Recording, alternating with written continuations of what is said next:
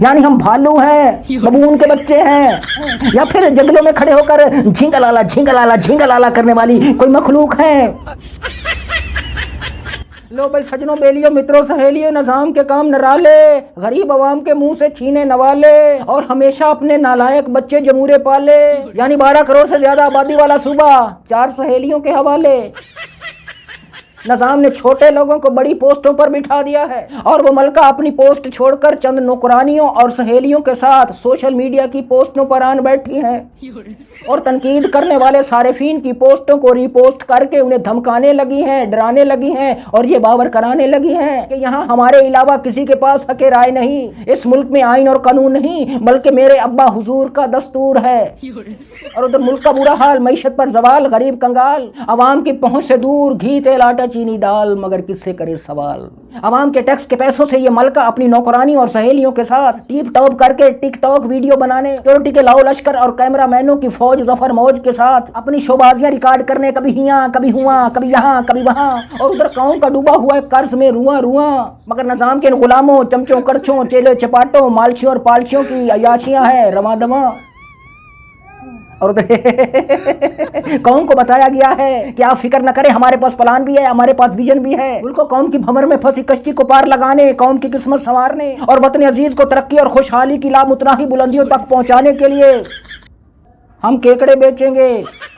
جھینگے برآمد کریں گے، جس سے اس قوم کے دکھوں کا مداوع ہوگا۔ لہٰذا عوام سے گزارش ہے کہ دعا کریں، کیکڑوں کا کاروبار چل پڑے، کیونکہ اب قوم کی مرض کا علاج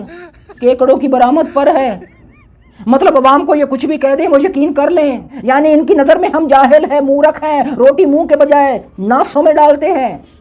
ہم سائبیریا کے ساحلوں سے اڑ کے آئے ہیں، افریقہ کے جنگلوں سے لائے گئے ہیں، یعنی ہم بھالو ہیں، ببون کے بچے ہیں، یا پھر جنگلوں میں کھڑے ہو کر جھینگلالا جھینگلالا جھینگلالا کرنے والی کوئی مخلوق ہے، جو یہ ڈھونگی اپنی شوبازیوں کے ذریعے ہمیشہ ہماری آنکھوں میں دھول جھونکتے رہیں گے۔ اور ادھر ان بونے سیاستدانوں کی سیاست کا جنازہ نکل چکا ہے، اب یہ اپنی سیاست شہیدوں کے جنازوں پر چمکانے لگے ہیں، یعنی اپنی مخالف پارٹی کو فوجیوں کو شہید کرنے والے دہشت گردوں کا ساتھی قرار دے دیا ہے، اور دہشت گردوں کا ساتھی قرار دے کر عوام میں پھوٹ ڈالنے لگے ہیں، عوام کے دلوں میں نفرت کے بیج بونے لگے ہیں، اور چاہتے ہیں ان کے گرد فوج اپنا گھیرا مزید تنگ کر دے۔